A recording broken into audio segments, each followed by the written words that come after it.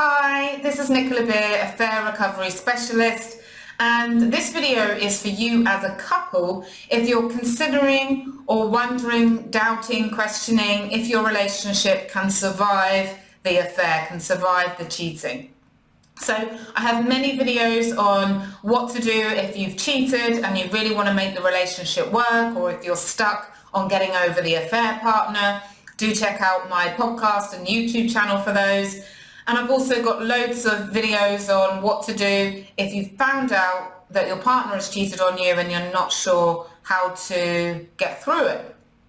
So this video is for you as a couple. There are certain things you need to make sure that are in place for the relationship to survive the affair. So what are these things? The first thing is, are you committed to make this work? Are you willing to put in energy, time?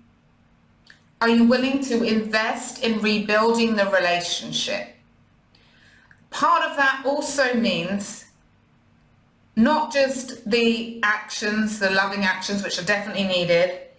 It also means a commitment to get rid of the negative thoughts, the resentments, the anger, the negative self-talk holding you back.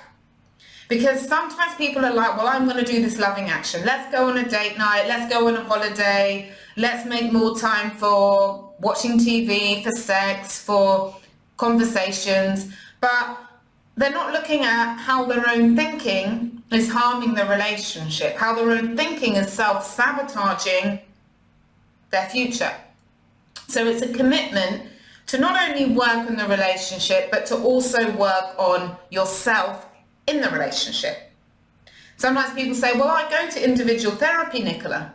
I work on myself in individual therapy, but are you working on yourself in the relationship? With your individual therapist, are you focusing on your thoughts and your actions and who you are, your personality in the relationship? Because that is needed. And that's why I always work with a couple individually and then together, individually and then together, because we also need to be working on ourselves in the relationship for a thriving relationship. So commitment is definitely the first essential ingredient to rebuilding a relationship after an affair.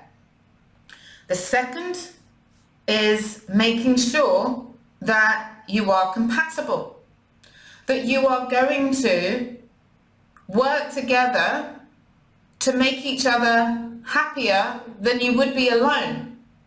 A relationship that thrives is where you have these shared goals and dreams, and where you have your individual goals and dreams and your partner supports you to live your best life.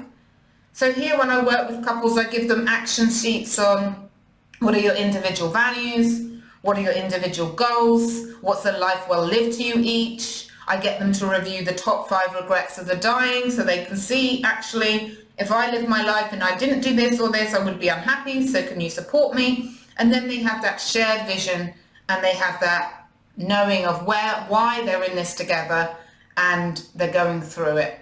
So these are like the 2 essential things.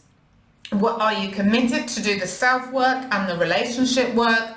And then are you going to do everything you can to make sure that you're compatible for the long term, supporting each other individually and creating that shared vision and goals. This is an area I love to help people on. If you have any questions, you can join the Facebook group if you're not in it already and message me in there. You can message me on WhatsApp or email through my website.